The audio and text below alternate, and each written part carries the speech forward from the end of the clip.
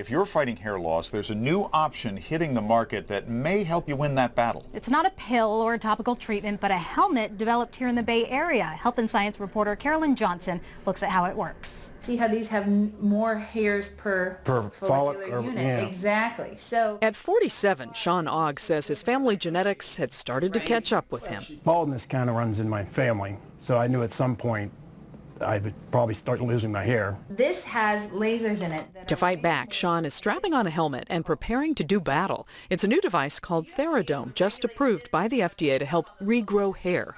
Dr. Sarah Wasserbauer is a hair loss specialist in Walnut Creek and reviewed data from the company's clinical trial. The earlier you start, the better the data is. Not only does it thicken up the hairs, but it moves them into the growth phase. The helmet is embedded with approximately 80 low-powered laser diodes. Light waves are absorbed into the scalp during 20-minute sessions twice a week. The technology is similar to large stationary laser systems, which are believed to stimulate blood circulation to the hair follicles, as well as increase cell metabolism. The Theradome is the first of its kind device to be approved for home use. We've known since 1967 that lasers work to grow hair. We don't know whether lasers alone have this effect on hairs. We don't know whether LEDs will have that effect, but we do know that, lasers have been established as being able to grow hair. Theradome is headquartered in Pleasanton and manufactures the helmets in the South Bay. They were approved first for women last fall. The company is expecting to get final approval for men in the next few months.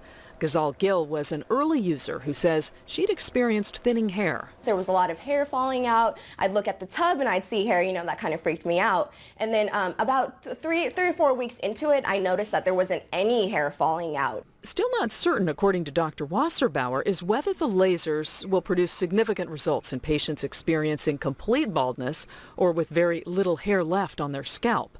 The company says data from trials in both men and women show a consistent increase in both thickness and hair growth.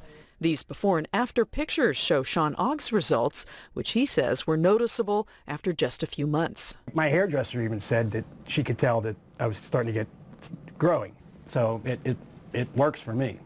Carolyn Johnson, ABC7 News. Interesting. Well, the helmet retails for about $800, which the company says is competitive with the cost of other treatments in the long run.